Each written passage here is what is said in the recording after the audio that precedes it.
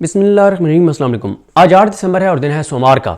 Notification होने के बाद से अब तक तहरीक इंसाफ के साथ क्या कुछ हुआ है और उसके बाद जब प्रेस कॉन्फ्रेंस हुई नेक्स्ट डे और प्रेस कॉन्फ्रेंस में भी DGSPR ने बहुत सख्त गुफ्तगू की इमरान खान के हवाले से और तहरीक इंसाफ के हवाले से और सिक्योरिटी थ्रेट इमरान खान को करार दिया, कौमी सलामती के लिए ख़तरा करार दिया और बहुत सख्त बहरहाल उन्होंने गुफ्तगू की जो आप सब जानते हैं। और उसके बाद ये कहा जा रहा था कि सोमवार के दिन से तहरीक इंसाफ के साथ बहुत सख्त चीज़ें होने जा रही हैं और ऐसी चीज़ें कि तहरीक इंसाफ याद रखेगी और बहुत सी एक्सपेक्टेशंस थी।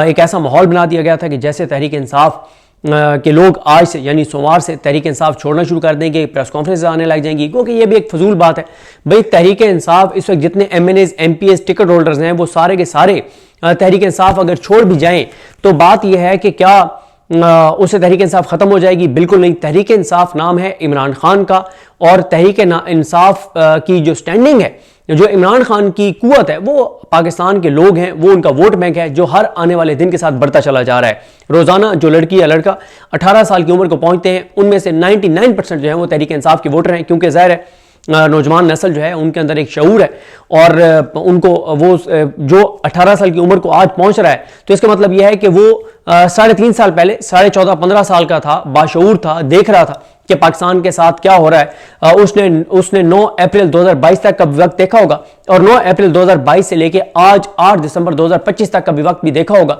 कि क्या कहकर ये हुकूमत इक़्तिदार में आई थी और इन्होंने पाकिस्तान के साथ क्या कर छोड़ा है। तो जो भी ज़ाहिर है मुहिब वतन इस वक्त पाकिस्तानी है जिसके अंदर शऊर है, वो बेहतर फैसला कर सकता है कि उसने तारीख के किस तरफ खड़े होना है।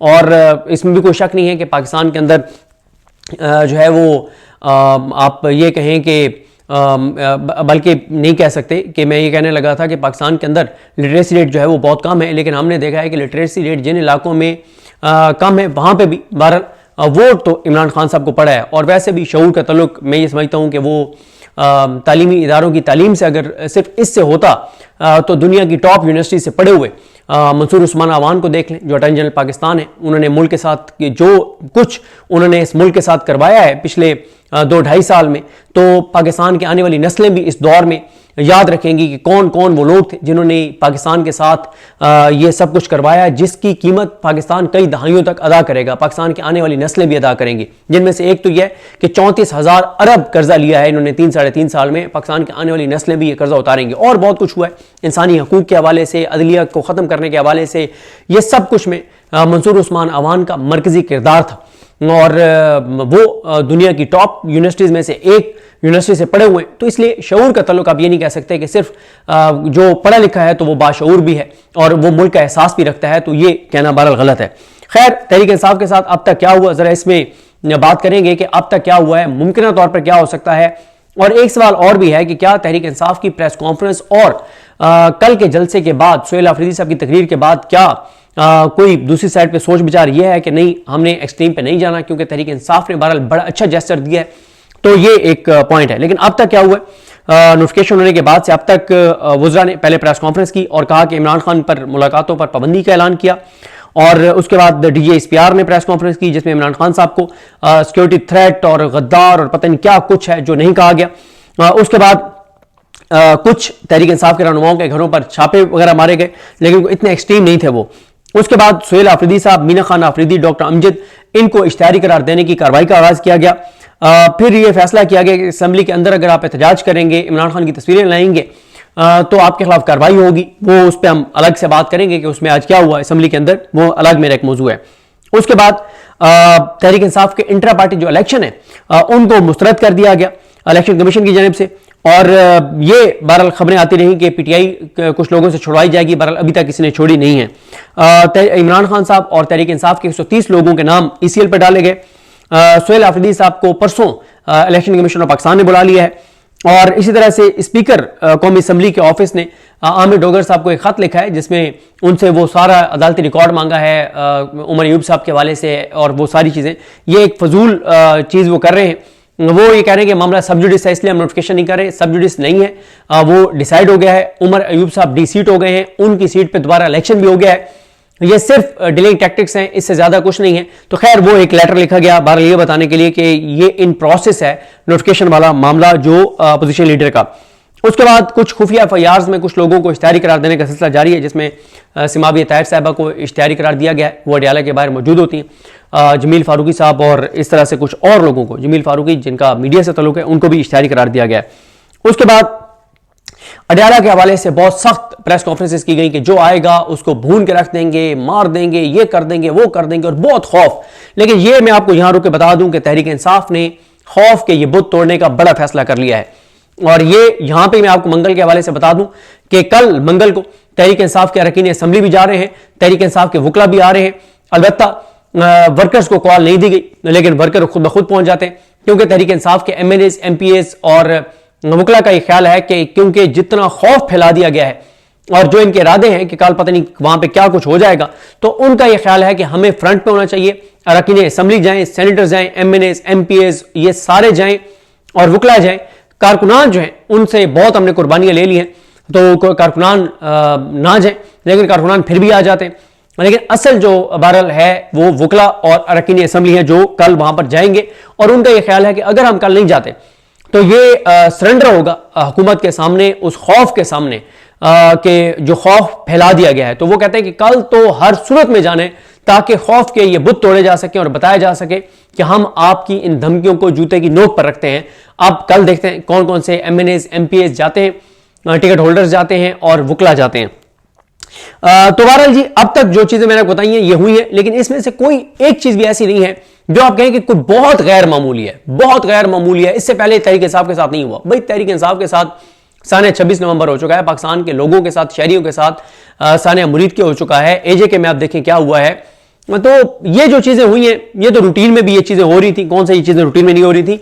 यानी कहने का मकसद यह है कि अब तक कोई एक चीज भी ऐसी नहीं हुई जिसको आप कहें कि बहुत गैर मामूली चीज हुई है, और ये रिफ्लेक्ट करती है ये चीज उस गुस्से को जो गुस्सा दिखाया गया है। ऐसा कुछ नहीं है।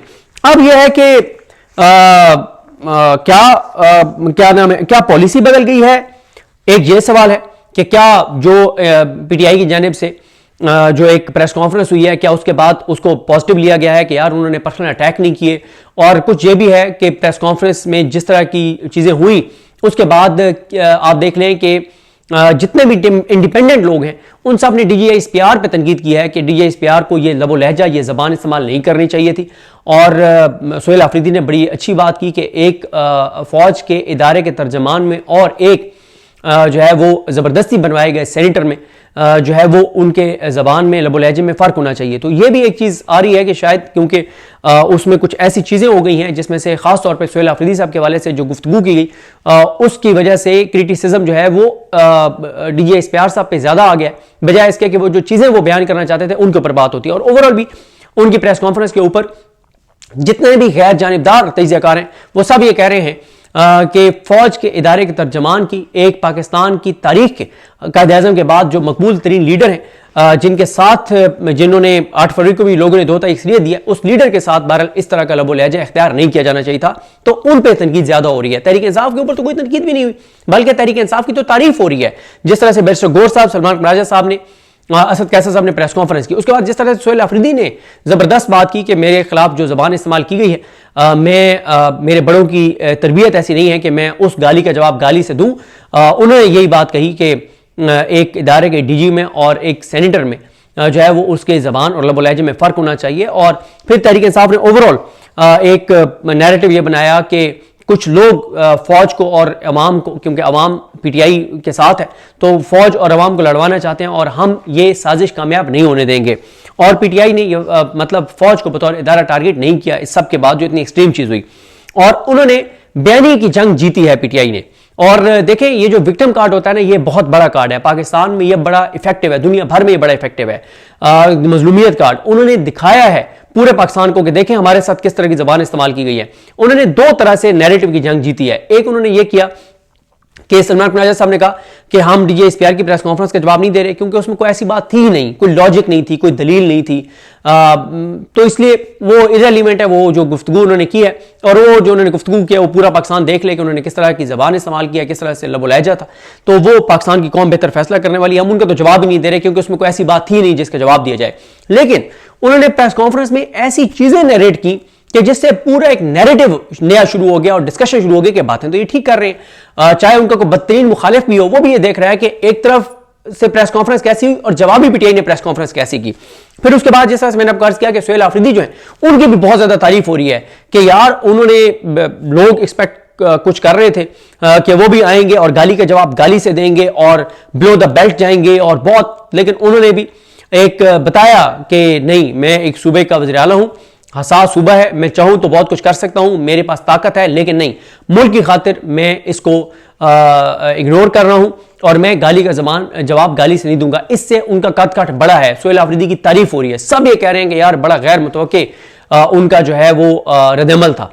और फिर बाकी देखें, आपने नैरेटिव के जरिए चीज जीतनी है, आपने लोगों की हमदर्दी हासिल करनी है। पीटीआई को मुसल्लह गिरोह तो नहीं है, पीटीआई के पास बंदूक तो नहीं है। जब रियासत के पास बंदूक है और पीटीआई निहत्ती है, तो निहत्ती जो अवाम है वो पुरअमन एहतजाज के जरिए, बयानी के जरिए लोगों को साथ मिला के और दबाव बढ़ा के जीत सकती है। और अगर आप पिछले 3 दिन की बात करें, यानी नोटिफिकेशन होने के बाद से डीजीपीआर साहब की प्रेस कॉन्फ्रेंस से अब तक, तो आप देखेंगे नैरेटिव में कौन जीता है, किस पे दबाव बढ़ा है, किसके हवाले से नेगेटिव बात हो रही है, किसके हवाले से पॉजिटिव बात हो रही है। और मैं आपको अर्ज कर रहा हूं कि बहुत शानदार पीटीआई खेली है, जहां पे उन्होंने कहा कि एक हालात उस तरफ जा रहे हैं कि अगर हम भी वही लहजा इस्तेमाल करेंगे तो मुल्क का नुकसान होगा, और मुल्क क्योंकि हमारा है और हमने मुल्क को बचाना है, लिहाजा हम ताकत इस वक्त अवाम के हमारे हाथ में है, तो हमने उस ताकत को बड़ी सोच विचार के बाद इस्तेमाल करना है। तो उन्होंने बहरहाल बयानी की जंग जीती है। और जहां पे एक ताकत दिखाने की बात है, तो कल के हवाले से उन्होंने फैसला किया कि कल वो अपनी भरपूर ताकत दिखाएंगे और अडयाला के बाहर जाएंगे। अब कौन कौन जाता है कौन कौन नहीं जाता, ये तो कल पता चल जाएगा। अच्छा, जिस तरह से मैंने आपका अर्ज किया कि क्या अब एक वो जो गुस्सा था, क्योंकि डीजीपीआर और इदारे के ऊपर भी एक क्रिटिसिज्म आ रहा है कि आपको ये नहीं करना चाहिए था, उसकी वजह से और फिर पीटीआई ने और सुहेल आफरीदी ने जो रद्दअमल दिया, उसके बाद एक वहां पे ये सोचा कि नहीं यार एक्सट्रीम पे नहीं जाना, या यह है कि नहीं कुछ गैर मामूली करने की तैयारियां हो रही हैं, इसलिए अभी तक सोमवार के दिन कुछ गैर मामूली नहीं हुआ। या एक वजह यह भी हो सकती है कि एक अहम दौरा जो है वो चल रहा है, इनका जो इंडोनेशिया के सदर आए हुए हैं और कुछ और मेहमान आए हुए हैं, उनकी वजह से आज और कल में कुछ बड़ा नहीं हो रहा, परसों से कुछ बड़ा होगा। बहरहाल ये तो आने वाला वक्त जो है वो बताएगा। जिस तरह से मैंने आपको कहा कि ये अगले 4-5 दिन में पता चल जाएगा कि कोई मजीद पीटीआई के साथ जुल्म ना करने का फैसला कर लिया गया है, या ये 1-2 दिन क्योंकि बाहर से मेहमान आए हुए इसलिए कुछ नहीं हो रहा, या अभी तैयारी हो रही है और 3-4 दिन बाद कुछ गैर मामूली जो है वो नजर आएगा। अब ये भी एक सवाल है कि गैर मामूली क्या हो सकता है पीटीआई के साथ। मतलब 26 नवंबर हो गया, 70-80 हजार लोगों पे एफआईआर हो गई, 50-60 हजार कारकुन गिरफ्तार हो गए, चादर चारदीवारी का तकद्दुस पामाल हो गया, उनकी माएँ बहनें बेटियां वो महफूज नहीं रहीं, जबरी गुमशुदगियां हुई, पाबंदियां हुई, लोगों को मुल्क छोड़ के जाना पड़ा, मतलब क्या नहीं हुआ। अब उससे बड़ा क्या होगा, सवाल तो यह है। उससे बड़ा लगता तो नहीं है कि उससे बड़ा कुछ होगा, क्योंकि ये सारी चीजें हो गई। और फिर मैं एक और अर्ज कर रहा हूं कि चलें आप 200 बंदों से भी पीटीआई छुड़वा दें, क्या फर्क पड़ता है? क्या इस वक्त इमरान खान को विनिंग हार्सेस की बलबोते पे खड़ा हुआ है? क्या इमरान खान इस चीज पे खड़ा हुआ है कि ये फलाने फलाने बंदे मेरे साथ होंगे, वो जीतेंगे, तब मुझे इक्तदार मिलेगा? सवाल ही पैदा नहीं होता। इस वक्त तहरीक इंसाफ का जो टिकट है वो जिसको मिल जाए, जैसे उसको टिकट मिले वो टिकट कटवाए, कागजात नामजदगी जमा करवाए, टिकट कटवाए और दुनिया में कहीं भी घूमने फिरने चला जाए, उसको इमरान खान के नाम पे वोट पड़ जाएगा, वो जीत जाएगा। ये जो 8 फरवरी 2024 का इलेक्शन था, पाकिस्तान की तारीख में किसी इलेक्शन में इतने कम पैसों के साथ लोग इलेक्शन नहीं जीते, खर्चे के साथ जितने इसमें जीते। 2-2, 3-3 लाख रुपए भी टोटल लोगों का खर्च हुआ है, यानी इतने कम पैसे जहां पे 2-2, 3-3 करोड़ रुपया लगता है। तो इसलिए यह मैटर नहीं करता कि कितने लोग तहरीक इंसाफ छोड़ जाते हैं। क्या इमरान खान खड़ा हुआ है, डटा हुआ है? बिल्कुल डटा हुआ है, बिल्कुल खड़ा हुआ है। क्या आवाम उसके साथ डटी हुई है? बिल्कुल खड़ी हुई है। क्या आवाम उसको वोट देने के लिए तैयार है? पहले से ज्यादा तैयार है। जिन्होंने उसको वोट नहीं दिया था वो भी वोट देंगे। क्यों? लोगों को नजर आ रहा है कि ये जो आए हैं इक्तदार में, इन्होंने मुल्क के साथ क्या किया, क्या कर छोड़ा है, किस नैक पे पहुंचा दिया मुल्क को, तो उनका वोट बैंक तो हर रोज बढ़ रहा है। मुमकिन तौर पर क्या क्या हो सकता है? गवर्नर आज लग सकता है केपी में, मेरा नहीं ख्याल गवर्नर आज लग सकता है। कल महमूद चगई साहब ने कहा ना कि हर केपी के हर चौक को डी चौक बना दिया जाएगा, बिल्कुल ये दुरुस्त बात है। और फिर एक ऐसे वक्त में जब फैसल वाडा ये कह रहे हैं के गवर्नर राज लगा के दबा के ऑपरेशन किया जाएगा। और भाई केपी के लोग इसी वजह से तो वफाक के खिलाफ खड़े हैं कि आप जिस तरह से चीजें कर रहे हैं और आप कह रहे हैं कि दबा के ऑपरेशन किया जाएगा, वो तो लोग और ज्यादा सड़कों पर आएंगे कि ये तो गवर्नर राज इसलिए लगा रहे हैं कि ये ऑपरेशन करने जा रहे हैं पूरे केपी के अंदर। तो एक मैंने आपको बताया कि एक्सट्रीम स्टेप हो सकता है गवर्नर राज, मुझे बिल्कुल नजर नहीं आता। दूसरा ये हो सकता है कि गिरफ्तारियां, वो तो पहले भी हुई हैं, इसमें क्या नया है। फिर यह है कि कुछ लोगों से पीटीआई छुड़वा दी जाए, उस पर मैं डिटेल से बात कर चुका हूं, ये भी कोई मैटर नहीं करता। एक चीज है कि इमरान खान से मुलाकात ना करवाई जाए और जेल में उनको मजीद उनके ऊपर सख्तियां बढ़ा दी गई हों। हाँ, वो चीज एक है डिस्टर्बिंग इमरान खान साहब के लिए कि जेल के अंदर उनके ऊपर सख्तियां बढ़ा दी जाएं, लेकिन मुलाकात नहीं करवाएंगे तो जैसे जैसे दिन गुजरेंगे फिर टेम्परेचर बढ़ता चला जाएगा, इंटरनेशनल मीडिया रिपोर्ट करने लग जाएगा, इमरान खान के बेटे इंटरव्यूज देने शुरू कर देंगे, पीटीआई दबाव बढ़ा देगी, पीटीआई बड़ी कॉल दे देगी, दोबारा जाके सुहेल आफरीदी या अरकान असेंबली पूरी रात वहां पर बैठ जाएंगे। तो उससे हुकूमत को वो कब तक इमरान खान को आइसोलेट रखेंगे, अल्टीमेटली तो मुलाकात करवानी पड़ेगी। अच्छा, उसके बाद फिर इंडियन मीडिया शुरू हो जाएगा, सारे शुरू हो जाएंगे, नेशनल मीडिया शुरू हो जाएगा, दबाव तो बढ़ेगा। फिर इसी तरह से जैसे उस दिन मंगल को अहमद न्याजी ने और उनके साथियों ने मोटरवे बंद कर दी थी, वो मोटरवे बंद कर देंगे। अगर लाठीचार्ज होगा तो जीटी रोड भी बंद कर देंगे। केपी और इस्लामाबाद, केपी और पंजाब के रास्ते से मुनक़ता हो जाएंगे। ये बहुत बड़ी इंटरनेशनल स्टोरी बन जाएगी। अच्छा, इसी तरह से एक चीज है जो बहुत एक्सट्रीम है, उसका भी फायदा नहीं होगा, उससे अदम इस्तेहकाम में बहुत ज्यादा इजाफा होगा। और वो है कि अगर ये सुहेल आफरीदी को नाअहल कर देते हैं, चाहे वो इलेक्शन कमीशन के जरिए या जिस केस में जो 9 मई के उनके ऊपर केसेस हैं, तो ये एक बहुत एक्सट्रीम मुमकिन स्टेप हो सकता है। लेकिन इससे केपी के अंदर अनसर्टेनिटी बढ़ेगी, कोई और बन जाएगा सीएम, कोई और एग्रेसिव आ जाएगा और सबको पता है कि और फिर सुहेल आफरीदी को डिस्क्वालीफाई करवा भी देंगे। फिर तो वो 100% कन्फर्म है कि जैसे ये निज़ाम गिरेगा और ज़्यादा देर ये निज़ाम नहीं चलने वाला, तो ये सजाएं ख़त्म हो जाएंगी, तो वो दोबारा एक लंबे अरसे के लिए वज़ीर आला बन जाएंगे, क्योंकि वो पीछे तो नहीं हट रहे, कंप्रोमाइज़ तो बिल्कुल नहीं कर रहे। तो देखें, जो पीटीआई ने जो प्रेस कॉन्फ्रेंस की या कल जलसे में जिस तरह से सुहेल आफरीदी ने तकरीर की, एग्रेशन था लेकिन बिलो द बेल्ट नहीं गए, जबान उन्होंने गंदी इस्तेमाल नहीं की, गालम गलोच नहीं की।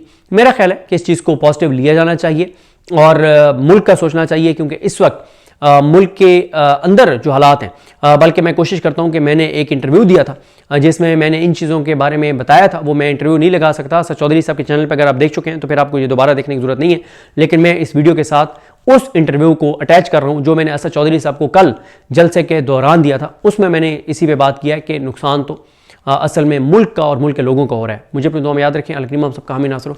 अल्लाह हाफिज़। रिजवान साहब कितने आ जाते हैं। बिस्मिल्लाहिर्रहमानिर्रहीम। अस्सलाम वालेकुम नाजरीन। हम इस वक्त पेशावर में पाकिस्तान तहरीक इंसाफ की जो जलसा गाह है, इस जलसा गाह के जो अंदर मेन इंट्रेंस के बाद में ग्राउंड में दाखिल होते वक्त जो दरवाज़ा है, इंट्रेंस है, वहाँ पे मौजूद हैं। ग्राउंड इस वक्त जब हम गुफ्तगू कर रहे हैं भर चुका है, जबकि सैकड़ों की तादाद में जो कारकुनान हैं हमारे पीछे, जबकि हज़ारों की तादाद में कारकुनान बाहर जो मरकजी शाहराएँ हैं वहाँ पे मौजूद हैं। और खैबर पख्तूनख्वा के मुख्तलिफ इलाकों से जो काफिलों की आमद है वो जारी है। मैं वक्त ज़ाया नहीं करता। सदीक जन साहब, लोग तो बहुत बड़ी तादाद में, यानी मैं एक्सपेक्ट नहीं कर रहा था कि इतनी बड़ी तादाद में लोग आएंगे। ये तो बहुत बड़ा जलसा हो गया।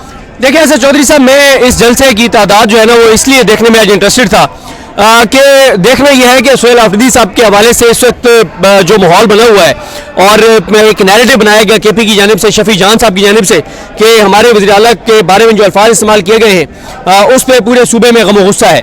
जो जुनैद अकबर साहब ने कहा, जो असद कैसर साहब ने कहा, तो देखना यही था कि इस वक्त माहौल क्या होगा। देखें, इस वक्त मेन लीडरशिप की तकरीर शुरू नहीं हुई और जलसा गाह खचाखच भर चुकी है। आपको बाहर लंबी लंबी लाइनें नजर आती हैं, लोगों का रश नजर आता है। देखें, एक तो मैं फिर भी ये समझता हूं कि लोगों की तादाद से ज्यादा लोगों के जज्बात मैटर करते हैं, और लोगों के जज्बात इसलिए मैटर करते हैं क्योंकि इस वक्त ये हमें खबरें दी जा रही हैं और हमें यह बताया जा रहा है कि तहरीक इंसाफ पे बहुत कड़ा वक्त आ चुका है। और कल से बताया जा रहा है कि तहरीक इंसाफ के खिलाफ एक बहुत बड़ा क्रैकडाउन, मीडिया के ऊपर बहुत बड़ा क्रैकडाउन, सोशल मीडिया के ऊपर बहुत बड़ा क्रैकडाउन, यूट्यूबर्स के ऊपर बहुत बड़ा क्रैकडाउन होने जा रहा है। और कल से पीटीआई की खैर नहीं है और कहा जा रहा है कि पीटीआई इज नो मोर, कहा जा रहा है कि हाँ हम उन्हें क्रश कर देंगे।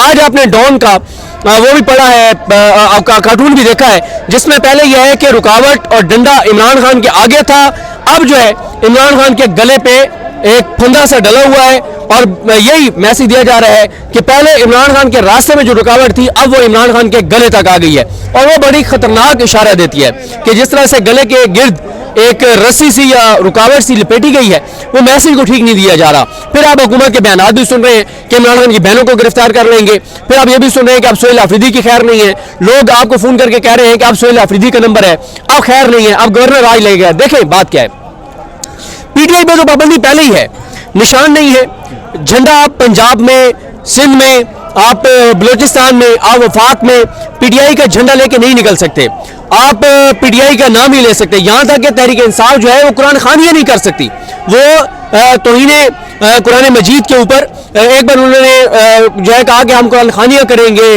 दर्स कुरान रखेंगे, वो उनको नहीं रखने दिए गए। तो पीटीआई के ऊपर तो अमलन पाबंदी है।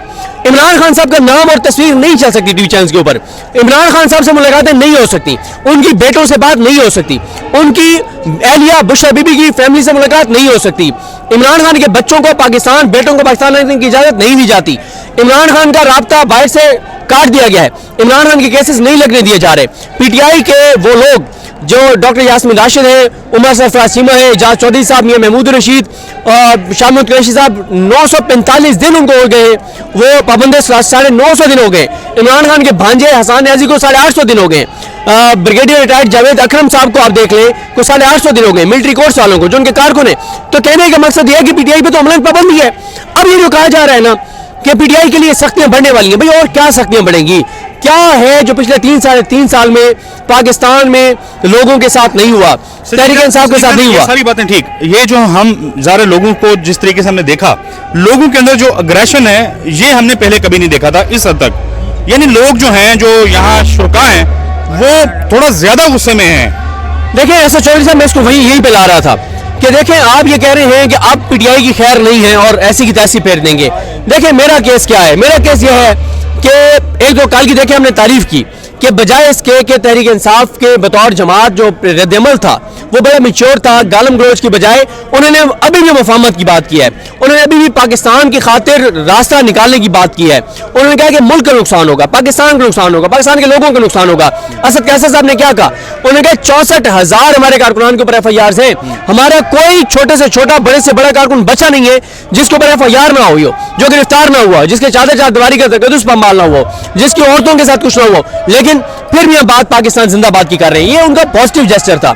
और देखें बात यह है कि यहां से दो रास्ते हैं सर चौधरी साहब, एक ये है कि इस क्राइसिस से अपॉर्चुनिटी निकाली जाए और कल की पीटीआई की प्रेस कॉन्फ्रेंस को पॉजिटिव लिया जाए। देखें हमारे ना वसीम मलिक साहब कल मैं देख रहा था, नून लीग के कुछ अकाउंट्स जो है ना, जब मैंने वो कहा कि पीटीआई ने बड़ी मैच्योर प्रेस कॉन्फ्रेंस की है, उन्होंने आगे से गालियां दी। उन्होंने क्या कहा, उन्होंने कहा आप जी DSPR में धमकियां दी हैं तो आप फिर मैच्योरिटी पे आ गए। वो बात ये है कि भाई अगर पीटीआई इस मौके को तो हासिल ही ये करना है, यानी नून लीग का तो फायदा इसी में है कि पीटीआई और अदारे जो हैं वो आपस में उलझते रहें। नून लीग जो काम बात कर रही है ना, वो हमारे सराकी में कहते हैं कि शर्म वाला अंदर बढ़ाई तो बेशरम आके में तुडार के अंदर चला गया है, हया अंदर बढ़ाई तो बेहया आके में तुडार के अंदर चला गया है। कि हया वाला शर्म वाला वो पीछे हट गया कि कोई तसादुम ना हो, टकराव ना हो, और बेशरम ने और बेहया ने कहा कि मुझे डर के अंदर गया।